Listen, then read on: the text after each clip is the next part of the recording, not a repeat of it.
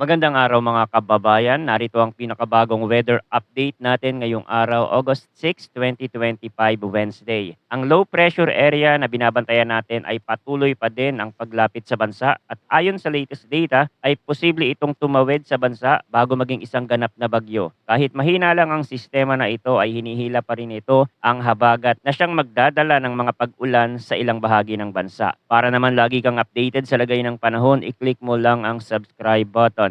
Ayon sa pag-asa, ngayong umaga namataan ang low pressure area sa layong 550 kilometers sa silangan ng Infanta Quezon. Bukod dito, patuloy pa rin ang epekto ng southwest monsoon sa Mindanao pati na rin sa mga kanlurang bahagi ng southern Luzon at Visayas. Ngayong araw, sa mga lalawigan ng Cagayan Valley, Bicol Region, Aurora, Quezon, Marinduque, Romblon, Northern Samar, Eastern Samar, Biliran at Leyte, asahan ang maulap na kalangitan na may mga kalat-kalat na pag-ulan at thunderstorm. Ito ay dulot ng low pressure area at posibleng magdulot ng mga flash floods o landslide lalo na kung lalakas ang buhos ng ulan. Sa mga lugar naman ng Zamboanga Peninsula, Negros Island Region, Basilan, Tawi-Tawi, Sultan Kudarat at Sarangani makakaranas din ng maulap na panahon na may mga kalat-kalat na pag-ulan at thunderstorm. Ito naman ay epekto ng southwest monsoon kaya dapat pa ring mag-ingat sa posibleng pagbaha at pagguho ng lupa. Para naman sa nalalabing bahagi ng Mindanao, Visayas at Palawan, magiging bahagyang maulap hanggang sa maulap ang papawirin na may posibilidad ng mga isolated rain showers at thunderstorm. Ang mga pag-ulang ito ay maaaring magdulot ng flash flood o landslide kung magiging malakas at matagal. Sa Metro Manila at sa nalalabing bahagi ng Luzon, bahagyang maulap hanggang sa maulap ang kalangitan na may mga panakanakang pag-ulan at thunderstorm na dulot ng localized thunderstorm. Kaya't panatilihin ang pagiging alerto lalo na kung may kasabay itong malalakas na hangin at matinding buhos ng ulan. Para naman sa lagay ng hangin at karagatan, sa mga silangang bahagi ng Luzon at Visayas, inaasahan magiging light to moderate ang hangin na magmumula sa northeast hanggang northwest na may kaakibat na alon na nasa pagitan ng 0.6 hanggang 2.5